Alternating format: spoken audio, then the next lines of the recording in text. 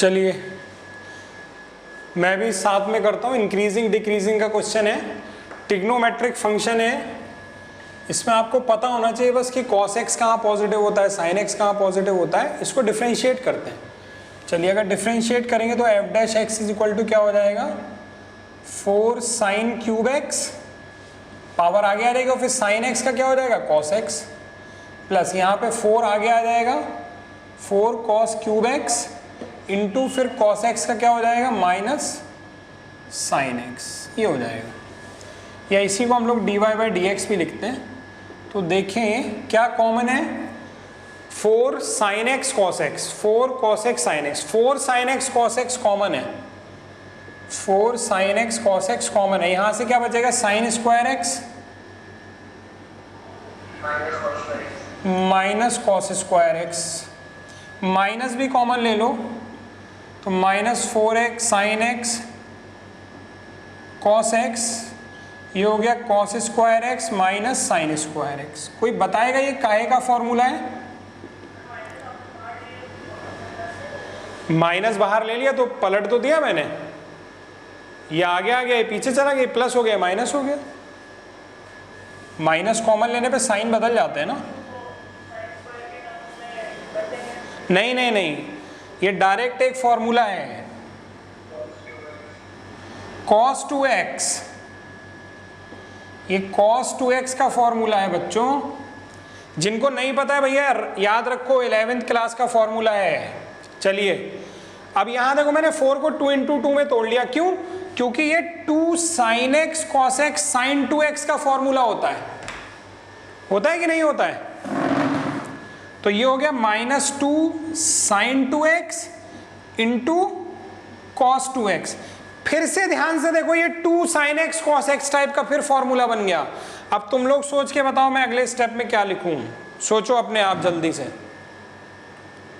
तो बच्चों इस तरीके से अगर इन फॉर्मूलों का हम लोग यूज करेंगे तो ये sin 4x लिखा हुआ है, ये तो ये हो गया माइनस का sin 4x। ये काहे की वैल्यू आई बच्चों? ये dy बाई डी एक्स की वैल्यू आई। ठीक, अब इंक्रीजिंग के लिए ग्रेटर देन 0 और लेस देन 0 हम लोग करेंगे। पहले इतना आप लोग नोट कर लीजिए जल्दी से। चलिए स्टूडेंट्स, हम लोग ने dy बाई डी एक्स तो निकाल लिया है। अब इंक्रीजिंग, ठीक, अभी एक मिनट मैं कर रहा हूं ना, चेक करिए। इंक्रीजिंग के लिए करेंगे तो minus sine 4x should be greater than 0, minus sine से अगर मल्टीप्लाई कर देंगे तो sine 4x should be less than 0। अब साइन की वैल्यू लेस देन 0 कहाँ होती है? तो आप ध्यान दीजिए, साइन 0 से पाई तक पॉजिटिव होता है और फिर पाई से 2 पाई के बीच में नेगेटिव होता है। तो इसका मतलब क्या हो गया कि साइन के अंदर का जो एंगल है, अगर इसकी वैल्यू नेगेटिव है, इसका मतलब साइन के अंदर जो एंगल है वो पाई से 2 पाई के बीच में लाई कर रहा है, यानी पाई से 2 पाई के बीच में लाई कर रहा है। 4 से डिवाइड कर दीजिए क्योंकि हमें x की वैल्यू चाहिए, तो पाई बाय 4 x और ये हो जाएगा पाई बाई 2। तो ये वैल्यू आ गई इंक्रीजिंग के लिए कि x लाई करेगा पाई बाय 4 से पाई बाय 2 के बीच में। मैच हुआ कि नहीं आप लोगों का? बोलिए। चलिए डिक्रीजिंग वाला भी देख लेते हैं। डिक्रीजिंग वाले के लिए क्या होता है भाई, dy बाई डी एक्स की वैल्यू लेस देन 0 होनी चाहिए। माइनस, ये डिक्रीजिंग का कर रहे हैं हम लोग, माइनस से मल्टीप्लाई कर लेते हैं, माइनस हट जाएगा। अब साइन की वैल्यू पॉजिटिव चाहिए, तो पॉजिटिव कहाँ होती है? 0 से पाई के बीच में। तो इसका मतलब 4x कहाँ से कहाँ लाई कर रहा है? 0 से पाई के बीच में। 4 से डिवाइड कर दीजिए क्योंकि x की वैल्यू चाहिए। तो 0 से पाई बाय 4 वाला जो इंटरवल है ये हमारा हो गया काहे का बच्चों? ये हो गया डिक्रीजिंग का, और ये वाला इंटरवल हो गया इंक्रीजिंग का। मेरी बात ध्यान से सुनिएगा, आपने जो आंसर निकाले हैं उनकी वो वैलिड है या नहीं ये हमें चेक करने होंगे। तो कैसे चेक करेंगे? आपके सवाल में दिया था कि 0 से पाई बाय 2, तो आप चेक कर लीजिए आपके सारे आंसर 0 से पाई बाय 2 के बीच के होने चाहिए, ये चेक कर लीजिए। तो भाई ये भी 0 से पाई बाय 2 के बीच में है और ये भी 0 से पाई बाय 2 के बीच में, इसलिए दोनों आंसर सही हैं। और एक बात और चेक करनी चाहिए आपको, वो ये चेक करनी चाहिए कि जो dy बाई डी एक्स है वो हमारा 0 नहीं होना चाहिए। भाई या तो 0 से बड़ा होता है या 0 से छोटा होता है, 0 नहीं होना चाहिए। तो कोई ऐसी वैल्यू तो नहीं है x की जिस पे dy बाई डी एक्स हमारा 0 हो जा रहा हो, तो केवल इस वैल्यू पे हो सकता था क्योंकि साइन 0 इज इक्वल टू 0 होता है। लेकिन यहाँ इक्वलिटी लगी नहीं है, इसका मतलब यह आंसर वैलिड है। क्या चीजें चेक करनी होती है, एक तो सवाल की कंडीशन चेक करनी होती है वैलिड के लिए, और चेक करना होता है कि जो हमारा dy बाई डी एक्स हो वो जीरो नहीं होना चाहिए। तो वो अगर कहीं जीरो हो रहा है तो वो वाला पार्ट हमारे आंसर में इंक्लूड नहीं होना चाहिए। बात समझ में आ गई? Yes sir. चलिए, तो पहले तो हमें इसको डिफरेंशिएट करना होगा फंक्शन को, तब हम इसका इंक्रीजिंग प्रूव करना है, डिक्रीजिंग नहीं करना है इसमें, तब कर पाएंगे। तो पहले डिफरेंशिएट करते हैं। तो हमारा जो फंक्शन है y is equal to tan inverse sine x plus cos x, differentiate कर लेते हैं। तो dy by D x, tan inverse के लिए क्या फॉर्मूला होता है, 1/1 प्लस ब्रैकेट के अंदर जो होता है उसका square into D by D X of अंदर वाला, अंदर ये है sine X into cos X, sine x plus cos X. ठीक, तो ये हो जाएगा 1/1 plus sine x plus cos X का whole square into sine X का डिफरेंशिएशन कॉस एक्स, और कॉस एक्स का डिफरेंशिएशन क्या हो गया, साइन एक्स हो गया। तो D Y by D X is equal to cos x minus sine x upon 1 plus sine x plus cos X का होल स्क्वायर, ये आ गया। इसको नोट डाउन करिए जल्दी से आप लोग। तो बच्चों ये इसका डिफरेंशिएशन आया, इंक्रीजिंग होने के लिए ग्रेटर देन जीरो, नीचे वाली क्वांटिटी पॉजिटिव है तो मैंने गायब कर दी, और गायब कर दी तो मेरे पास केवल ये बचा। अब ये ग्रेटर देन जीरो कब होता है, cos x minus sine x greater than zero कब होता है, जब x लाई करता है 0 से π/4 के बीच में। It means x belongs to 0 से π/4 में ये फंक्शन क्या है, इंक्रीजिंग है। यही हमें प्रूफ करना था कि 0 से π/4 में ये इंक्रीजिंग है। ये हमें कैसे पता चला कि cos x minus sine x की वैल्यू पॉजिटिव होती है 0 से π/4 में? तो बच्चों बहुत सिंपल सा फैक्टर है, लो देख लो, एक और तरीका बता देता हूँ तुमको। ये हो जाएगा cos x greater than sine x.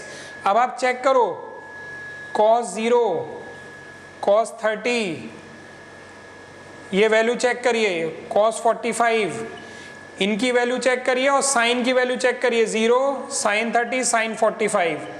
तो ये वाली वैल्यू जो होती है वो बड़ी होती है, यानी 0 से 45 के बीच में cos वाली वैल्यू साइन वालों से बड़ी होती है। यानी 0 से 45 के बीच में cos बड़ा है और साइन छोटा है। अगर ये बड़ा है और ये छोटा है, इसका मतलब ये आंसर क्या आएगा, ग्रेटर देन जीरो आएगा, यानी ये इंक्रीजिंग हो गया। ठीक है, तो नेक्स्ट क्वेश्चन हमारा ये है, f x is equal to this, इसका इंटरवल पता करना है इंक्रीजिंग के लिए। तो इंक्रीजिंग डिक्रीजिंग का सवाल है, तो बिना सोचे समझे डिफरेंशिएट कर दो। पहले डिफरेंशिएट करेंगे तो इसको अलग मैंने डिफरेंशिएट किया u अपॉन v वाले मेथड से, और माइनस एक्स का डिफरेंशिएशन 1 हो गया। फिर कैलकुलेशन किए, सब यहाँ लिखा हुआ है, कैलकुलेशन करके dy बाई डी एक्स इतना आएगा। ये आप खुद करिएगा अपने आप डिफरेंशिएशन, जल्दी से नोट कर लीजिए इसको। तो ये डिफरेंशिएशन आया, हमें केवल इंक्रीजिंग के लिए करना है सवाल।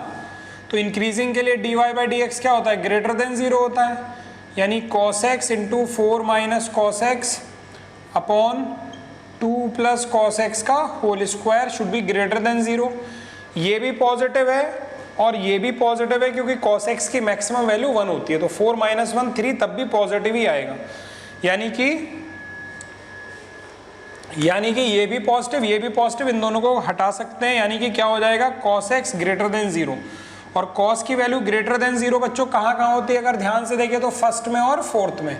तो इसका मतलब इंक्रीजिंग की अगर बात करें तो x जो होगा या तो फर्स्ट क्वाड्रेंट में होगा, यानी 0 से π/2 के बीच में होगा।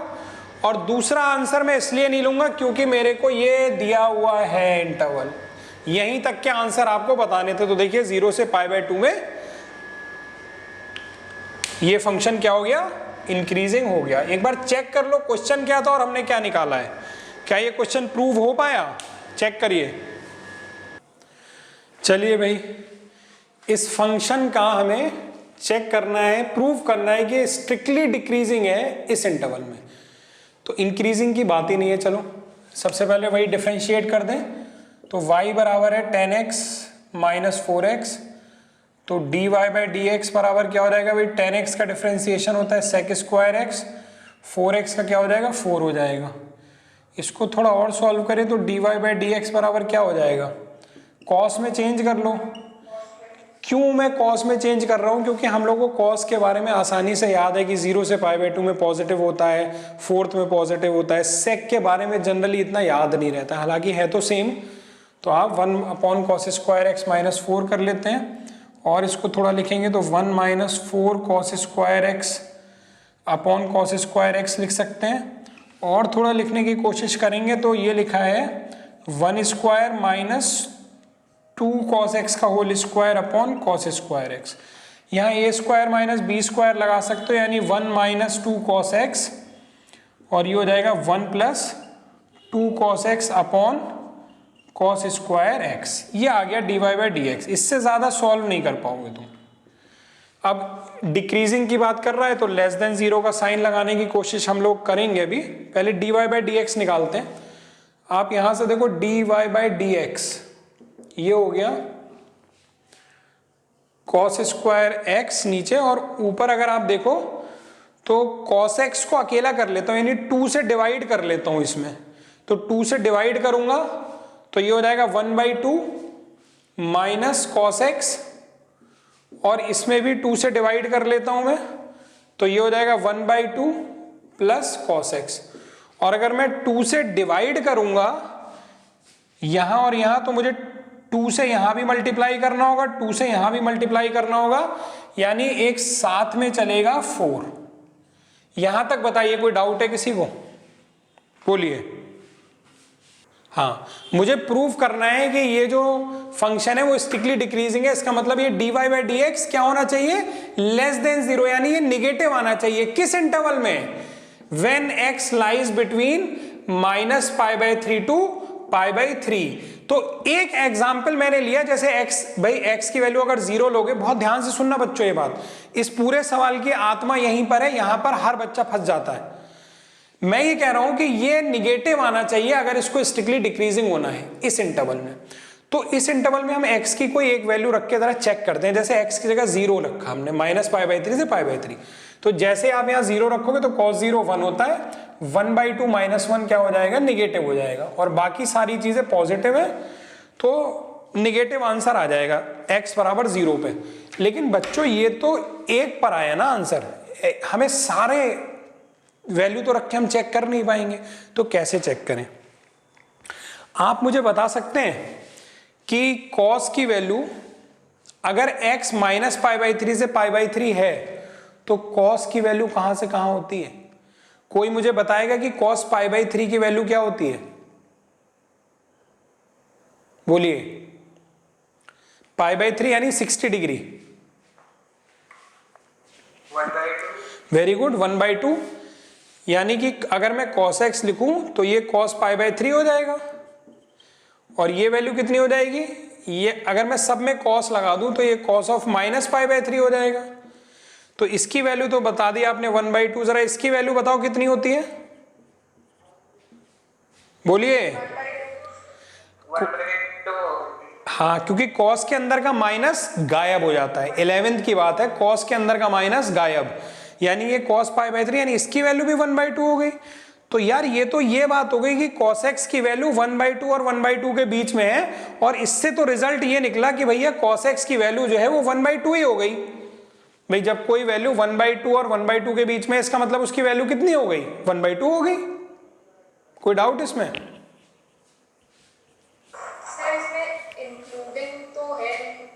तो फिर तुम मुझे बताओ, फिर यहां कुछ तो गड़बड़ हो रहा है ना?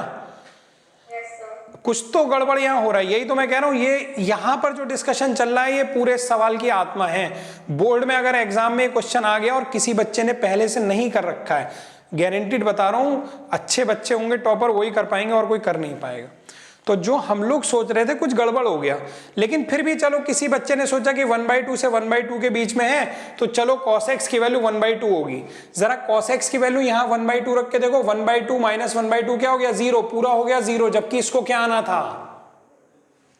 क्या आना था?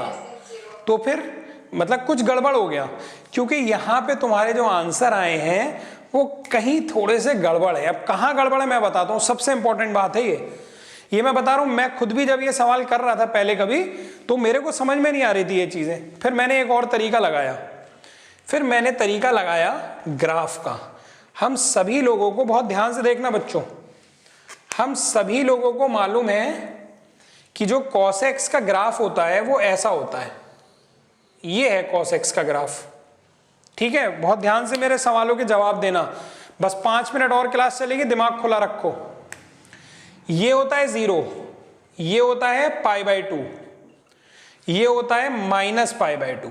ठीक है, आप लोगों ने, अगर मैं π/3 बनाने की कोशिश करूं, π/3 यानी कि 60 डिग्री, तो 60 डिग्री यहां कहीं होगा 90 से पहले, और -60 यानी -π/3 यहां कहीं होगा, तो मैं इसको π/3 लिख देता हूं, इसको -π/3 लिख देता हूं। और आपने मुझे दोनों पर ही अभी वैल्यू कितनी बताई थी, ये 1/2, और -π/3 की वैल्यू भी बताई थी 1/2। इसमें कोई डाउट है इतने में? अरे बोल दो। यही तो आ रहा था वहां पर भी कि -π/3 से π/3 के बीच में वैल्यू 1/2 से 1/2 हो रही है। मुझे एक बात बता दो, जैसे ही मैं -π/3 से π/3 की तरफ बढ़ता हूं, बताना इस 1/2 की वैल्यू बढ़ रही है ना धीरे धीरे, और बढ़ के कितनी हो रही है 1, क्योंकि cos 0 पे वैल्यू कितनी होती है 1, और फिर 1 से धीरे धीरे डिक्रीज हो रही है, डिक्रीज हो रही है, डिक्रीज होके कितनी हो गई 1/2।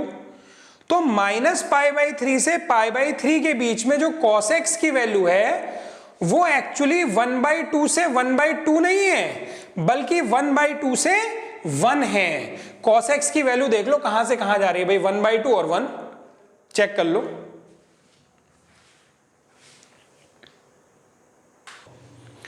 तो हम लोग ने यहां ये डिस्कस कर लिया कि अगर x जो है वो लाई कर रहा है -π/3 से π/3 के बीच में, तो cos x की जो वैल्यू है वो कहां से कहां लाई करती है 1/2 से 1 के बीच में, सबसे छोटी वैल्यू 1/2 और सबसे बड़ी वैल्यू 1 के बीच में। अब आप लोग मुझे जवाब दीजिएगा कि अगर cos x लाई कर रहा है, बहुत ध्यान से देखना, खत्म पर है एकदम सवाल, अगर cos x 1/2 से बड़ा है और 1 से छोटा है, मुझे बताइएगा ये क्वांटिटी, ये वाली क्वांटिटी, ये पॉजिटिव होगी कि नेगेटिव होगी, जल्दी बताइए।